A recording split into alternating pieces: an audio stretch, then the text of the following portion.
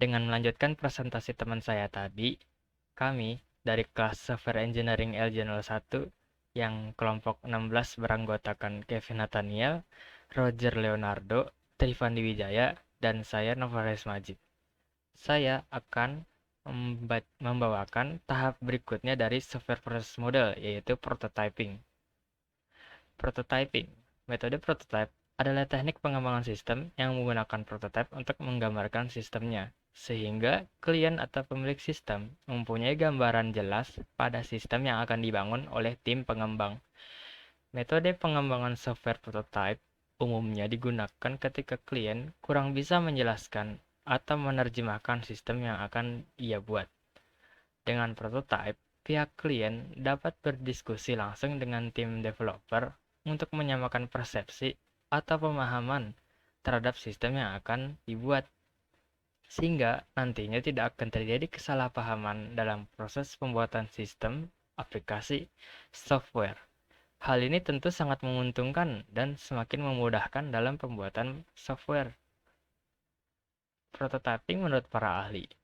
Yang pertama ada OGDB dan kawan-kawannya pada tahun 2012 menyampaikan bahwa prototyping merupakan metode pengembangan perangkat lunak yang berupa model fisik kerja sistem dan berfungsi sebagai versi awal dari sistem. Lalu, Sukamto dan Salahuddin pada tahun 2015 menyampaikan bahwa model prototype memberikan kesempatan untuk pengembang program dan objek penelitian untuk saling berinteraksi selama proses perancangan sistem. Yurindra pada tahun 2017 menyampaikan bahwa model prototype adalah suatu proses yang memungkinkan developer membuat sebuah model software. Metode ini baik digunakan apabila klien tidak bisa memberikan informasi yang maksimal mengenai kebutuhan yang diinginkannya.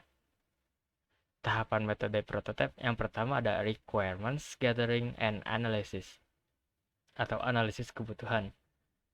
Pada tahapan model prototipe ini dimulai dari analisis kebutuhan. Tahap ini, kebutuhan sistem didefinisikan dengan secara rinci.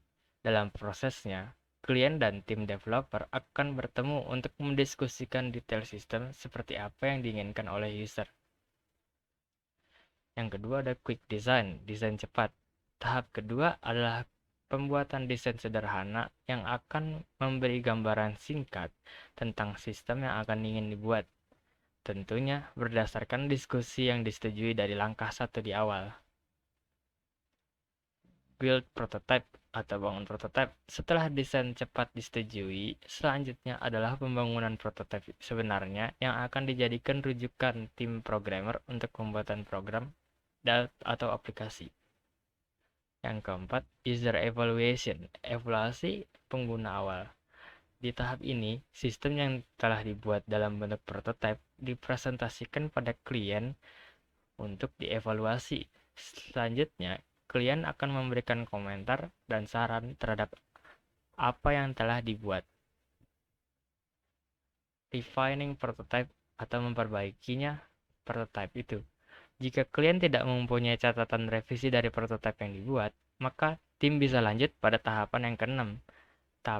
Namun, jika klien mempunyai catatan untuk perbaikan sistem, maka fase 4 sampai ke 5 akan terus berulang sampai klien setuju dengan sistem yang akan dikembangkan. Implement product and maintain, implementasi dan pemeliharaan produknya. Pada fase ini, produk akan segera dibuat oleh para programmer berdasarkan prototipe akhir. Selanjutnya, sistem akan diuji dan diserahkan pada klien. Selanjutnya adalah fase pemeliharaan agar sistem berjalan lancar tanpa kendala. Berikutnya adalah kelebihan dan kekurangan prototyping. Kelebihan prototyping diantaranya adalah yang pertama, menghemat waktu dan biaya pengembangan. Yang kedua, adanya keterlibatan pemilik sistem sehingga kesalahan sistem bisa diminimalisir dari awal proses. Yang ketiga, membantu anggota tim untuk berkomunikasi secara efektif. Yang keempat, klien memiliki kepuasan tersendiri karena sudah memiliki gambaran dari sistem yang akan dibuat. Yang kelima, implementasi atau penggunaan sistem lebih mudah karena klien sudah tahu gambarannya dari sistem.